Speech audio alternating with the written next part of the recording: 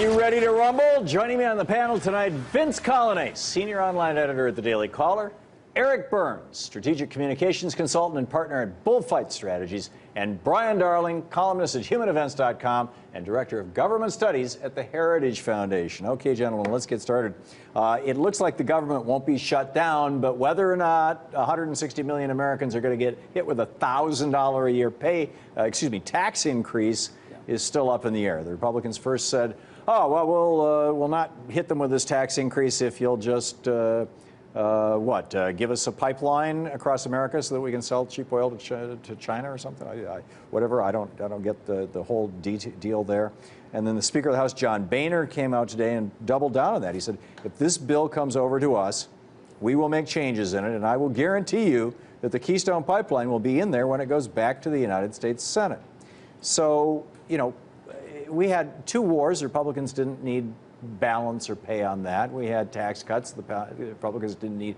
What's the deal? Why can't they just say, hey, we like tax cuts. We're going to give these people a tax cut? I don't get it. Brian, what am I missing here? I think you're missing a few things. First of all, the Keystone pipeline provision, it's really a political provision. What does it have to do with tax cuts? Well, it's not going to get built as a result of it. It just forces the president to make a decision. They're going to end up cutting a deal. It's going to pass. The tax cuts will happen. Unemployment benefits will get extended. It'll probably be a short-term deal. So it's much ado about nothing because everybody's going to agree and they're going to cut a deal right at the end. Well, if it's a short term, Eric, then it's going to be right back. What I would say is, I mean, if it's a fait accompli, why is Speaker Boehner, putting this poison pill into this payroll cut, this payroll tax extension tax cut? I mean, hundreds of millions of Americans depend on this. I find it shocking that the Republican Party of today, has found a tax cut that they don't like and that they've been fighting against for some time, and they've had to really be kind of dragged kicking and screaming to the table. And I think it really says something about their priorities, and that this is really about defeating Obama. It's about defeating the Democrats, but the American people are paying the price for this. Vince, when did you guys start hating tax cuts? So when it comes to, what I find the most interesting thing is the way the liberals are actually taking on this debate, because it sounds remarkably like some talking points that they could have used during the Bush tax cut debate. If Americans are in a struggling economy, Democrats and liberals more broadly could have come forward and said, hey, we want to be supportive of extending what are known as the Bush tax cuts. But the biggest holdup was a political one, calling it Bush tax cuts. Well, no, actually, there's a difference. The Democratic philosophy was if you give tax cuts to millionaires, you get larger Swiss bank accounts. If you give tax cuts to working people, they go into stores, buy things, and you stimulate the economy. Yeah, but Republicans aren't against the tax cuts. They're against raising taxes on one segment of the economy to cut taxes in another segment. And why do they like the XL pipeline? Because it's going to create jobs. Well, Brian, let's be fair. First of all, the XL pipeline has nothing to do with this debate. It's being thrown in to make it more difficult for the president, for the Democrats. It's political, nothing else. But the difference is we have a Republican Party that does not, under any circumstances, want to raise taxes on millionaires and billionaires, no matter what. But they will certainly be willing to not extend this payroll tax extension for hardworking middle-class Americans, and I think that it says a lot to the American people. Well, there's an obvious point. Conservatives obviously do believe in supply-side economics. So you're talking about these not raising taxes. That's right. There is that. There's some ideological differences that exist. But you mentioned that there was a poison pill associated with the Keystone pipeline. Sure. It's not true. I mean, the fact is a poison pill exists. A poison pill exists in politics in order to get legislation passed in one house or both, and have at one point your political opponent kill it. That's not going to happen with this. This is not a poison pill. Okay. It'll continue. Democrats want this more broadly, and when the Speaker says we will not pass a payroll tax cut extension unless you approve the Keystone pipeline today, call it what you want. Call it political terrorism. Call it a poison pill. But the Democrats. The other thing is, I know you guys support supply side economics. I was an investment banker. I have an economics degree, and you can support unicorns too, but it doesn't make it real. It doesn't make it true. Supply side economics, we saw it during the Bush administration. It was a total failure, and we were bleeding 750,000 jobs a month at the end of the Bush administration. Speaking of the XL pipeline and its impact on the environment, which I think is the biggest concern that at least environmentalists have, many progressives have, this is the worst Congress, this Republican Congress, this last year in the history of the United States, according to the House Committee on Energy and Commerce, which is controlled by Republicans. On 191 different occasions, now they're bragging about it. 191 different occasions, House Republicans voted to do considerable damage to the planet, including 114 votes against the EPA, 27 votes to block any kind of action on climate change, 77 votes to block any protections of clean air, 28 votes to block any protections of clean water, 47 votes to block protections of public lands.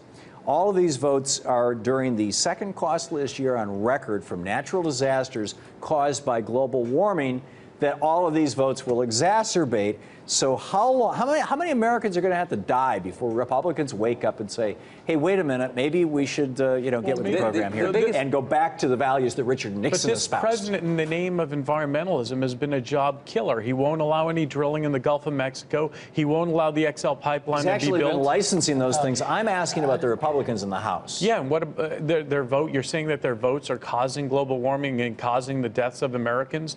There's no evidence that if the federal government were to pass any of these global warming initiatives that you support, like, you know, funneling money to Solyndra and Fisker Automotive and all these wasteful energy companies, that's going to change the environment at all. It's not going to do anything. But Brian, how is it when 99 out of 100 scientists, I mean, I don't know how many you have to put out there, but it's literally like, it's like 99 out of 100. Well, then it's one of your guys. 99 out of 100 scientists say, hey, yes, climate change is a real factor that we've got to deal with, man-made or not. Okay? So you want to destroy the economy to save the environment? It's not going to destroy the economy. When in the last 60 years has progress actually destroyed the economy? I mean, I think that we've seen standards are a great example. If you raise the amount of gallons of gas that a car needs to go, I mean, you're the car companies have to hire new engineers. So we should just have gas guzzlers that get 6 miles an hour? Environmentalism has become a broader vehicle for government regulation. That's where Republicans draw the line. So they're trying to create. No. Nixon was the guy who started. It's basically what has become is the EPA. What has become is environmental regulation has sort of become a euphemism for ways that businesses are going to be more and more regulated. Well, at least with when Brian mentioned when you're talking about cutting off oil drilling in the Gulf, that's a real incident. Now, people have been applying the de facto moratorium that the administration has put in place has led to many drilling companies to actually go to South America. Millions and millions of dollars of lost revenue. Simply lost because jobs too. And absolutely lost jobs. And this goes back to your pipeline discussion too. It fits the same exact bill. Well, we'll see how this narrative plays out. Part of it is playing out in the debate. Here's last night's debate. There's a little clip, highlight from, or lowlights, whatever you want to call it, from last night's debate. I'm counting on the people of Iowa to catch fire. Let me tell you, I hope I am the Tim Tebow of the Iowa caucuses. I'm not going to sign those silly pledges. And you know what else? I'm not going to show up at a Donald Trump debate. I would, just like Jefferson, Jackson, Lincoln, and FDR, I would be prepared to take on the judiciary if, in fact, it did not restrict itself in what it was doing. Nothing could be more dangerous than the comments that we just heard. There's nothing that's been said by these folks on the stage about me that I'm not going to hear 100 times from President Obama. He's going to have a Okay, so Newt gets my vote because neither one of us think that judicial review or judicial supremacy are legitimate. But, you know, that's a little arcane for the average voter.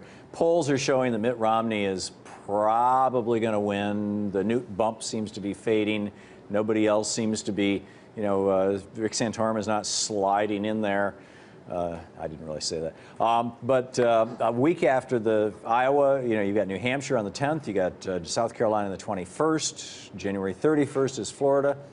What's it going to look like after January? Any thoughts? Well, I think this is just a demonstration of how unpredictable and annoying the starter states are. I just, you know, Iowa voters and New Hampshire voters, I mean, the guys are spoiled. This is not something that people want to say often, but it's true. I mean, the voters themselves are very spoiled by the process. Who knows what can happen? Bachmann was able to pull out at the last second an Ames straw poll win. You buy the votes there. But, I mean, she kind of. Yeah, but I think it's indicative of the fact that Iowa politics is we don't have a clear picture. There's polls all over the place. Not to argue with you. This is a genuine question. Isn't it, you say they're spoiled, but, you know, I mean, we have representative democracy. Yeah. We have people who represent us, and we want them to spend a lot of time really evaluating issues. Totally. Isn't that what people in Iowa and New Hampshire are doing? Well, what it does is it leaves the rest of the country wanting. I mean, these candidates go in there and they spend lots and lots of money to appeal to very, very few voters. Okay. And you end up spending a lot of time in somebody's living room when, in fact, the rest of the country is left wanting. So no, but the rest of the country's not I just think it's an exceptional place to be. Well, look, so, Eric, how do you think it's going to end up looking? I can't say. I mean, I think Bachmann has a strong ground game in Iowa. That's why she won the straw poll. I think that Ron Paul clearly, looks like he's surging in the polls in Iowa. But the institutional Republican Party will never let him take that position. No, I agree, but I think there's a question about how strong the institutional Republican Party really is. I don't think we're dealing with the same Republican Party that we were dealing with 5, 10 years ago. I don't think there would be even a question 8 years ago that Mitt Romney would be the nominee. Yeah. I think that this Republican Party could actually nominate a Newt Gingrich. And I think that's why we're seeing so many different Republicans kind of come through the cycle, and we've got, a darling of the week and then they fade, and a darling of the week and then they fade. I'm not sure that this Republican Party knows what it wants to do. Brian, is it possible, I'm curious your take on this in the minute we have left on this topic, is it possible that Fox has been kind of pumping up candidate after candidate as each one falls just to keep the churn going so that they can keep the eyeballs on the network? That this is all just a business deal on the part of Rupert Murdoch? I don't think so. It's a great conspiracy theory, but I don't buy into it. Yeah, but I mean, this has been a fascinating debate. I mean, we've seen the candidates go up and down. Herman Cain is no longer even a candidate. I mean, it's amazing how many front runners we've had, and I really believe that the voters of Iowa, many of them haven't even made up their minds yet. So who do you think is going to be Marco Rubio's running mate? If I had to bet, I have no idea. I would assume that the safe money's on Mitt Romney. Yeah. Well, look, Marco Rubio, talk about validating your theory, Tom, and mine. Coming from Media Matters, I mean, he's a candidate and now a senator created out of whole cloth by Fox News. Yeah, well, I think he's going to be the vice presidential nominee. And I think you're probably right. Vince? No, it's troubling. It's troubling to venture a guess, but I guess it'd be Gingrich most likely. I think Romney has a few more vice presidential nods in his direction. Okay. Meanwhile, let's get on to problems with Democrats. Yeah. Democrats had Senator Ron Wyden from Oregon either do something brilliant, which seems to have eluded all of us, or totally step in it by, maybe, I don't know, Paul Ryan and those $300 bottles of wine. What's the deal? It's this turning Medicare into a public option and doing it like they're voucherizing the schools where the health insurance companies can say, no, I don't think I want to take that person, they're too sick, and Medicare ends up being a ghetto, and I mean, what is going on here? And the Republicans are loving it, which convinces me that Ron Wyden is totally nuts. Your suggestion of the wine is actually an interesting one. It's the first time I've really thought about that. Maybe Ryan had actually applied him with drinks, $300 bottles of wine to get him to be convinced to join us. He's got these billionaire hedge fund buddies who buy him cheap, buy him good alcohol. I think really what you have is an example of where hopefully a lot of these discussions can be contentious, especially when it comes to politics. But what is always argued for is middle ground. And in this case, I think the Democrats Nobody argues for middle ground. I think the Democrats have a challenge in actually framing this as anything but middle ground. And I think the same goes for the Republicans. The Democrats have Medicare. They don't need anything else. The American people have had Medicare, and they won't have it for that much longer. Well, if it continues and I'll tell you what, Medicare, I mean, like it or not, it's the most efficient healthcare system in the world. Between 2 and 5% administrative costs. You look at these private sector solutions, and that Wyden and Ryan are talking about, 20-25% administrative costs. It's going to astronomically drive up the cost. Yeah, they're so efficient that we now have a $15 trillion debt, most of which is driven by our entitlement programs that are out of control, with all of the unfunded liabilities we have in the future. Brian, you worked in the Senate. That's because, if to the extent that that's even true, that's because both Republicans and Democrats have been robbing from, the kitty for decades. It's not a pre. It's because of the Bush tax cuts. It's because of 2 unfunded wars. It's because Medicare Part D. You can't negotiate for drugs. You've got a giant. And it's because you have a recession. You've got a giant screen. Where's the graph? Medicare cuts? No, you've got a giant screen in this studio. Where's the graph where it actually shows where entitlements are compared to something like the Bush tax cuts? I'm sure. I know you have it on stock. Let's see it. Why are you against elderly people having a choice in what they can do, what decisions they can make on their own health care? They absolutely have that choice. Any elderly person, you don't want them to have the choice. Can ignore the existence You want them of to have Medicare and nothing else. This provides them a choice so they can go to the private sector and maybe get a better plan. But it's a choice that they're going to pay more for. I mean, my question back to you guys would be, why do you want the elderly to pay more for what's probably going to be lesser coverage. Democrats Well, that's not ultimately fear that they necessarily have true. to work with the big evil Republicans and talk to their Democratic base and say, hey, you know what, we're disavowing Wyden. I guess this is an indictment of Obamacare because Obamacare is structured the same way. I think that our Republican friends just can't stand that Obama passed a health care bill, and that's why we're hearing more and more talk about Obamacare, because, you know, these guys, as they've said, they just don't like government, whether it works or whether it But doesn't this is work. Obamacare for old people, isn't it? Well, that's what the Wyden plan That's what- is, yeah. But Medicare is a single-payer system, and it works, and that's... whether Okay, it let's doesn't move work along is to not a a good quick-fire option. question here. We're out of time. The TSA has gotten a little note-happy, okay? The rapper Freddie Gibbs says a TSA agent left a note in his bag after his bag was randomly searched and marijuana was found. The note from the agent read, "Come on, man." Luckily, Gibbs got to keep his pot. Of course, this harkens back to another note left by a TSA agent, a woman's bag, after the agent discovered a certain type of vibrating sex toy.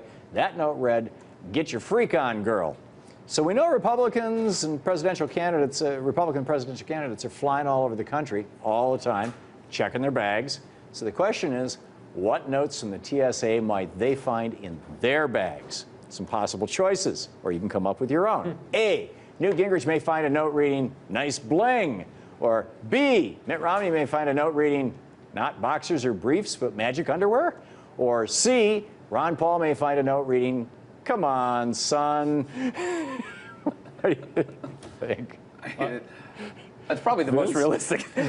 C is probably the most realistic. I would hope, though, that maybe they offer some, like, get out of, like, taking off your shoes free cards and things like that, because I still find it completely inconvenient to have to do that. Hey, Eric. Sorry you're inconvenienced, Yeah. because I am too. Look, I think every single one of the Republican candidates needs a note that says, please buy an economics textbook and read it, because the American people really, really are going to depend on that. That'll probably be left by a TSA agent. Yeah, you're right. I have a better note. It comes from the U.S. Constitution. It's called the Fourth Amendment. Maybe these guys need to read it a little more closely. Aha, okay. And my answer is Rick Santorum might find a note reading, "Hey, what's with all the lube in your bag? Should I Google this?" That's twice. That's twice you've done that. Don't It's Google Santorum. low-hanging Okay, fruit, no. I'm sorry. No pun intended. Okay, Vince, Eric, Brian, thank you all for being with us. Thank you, Tom. Great to have you with us.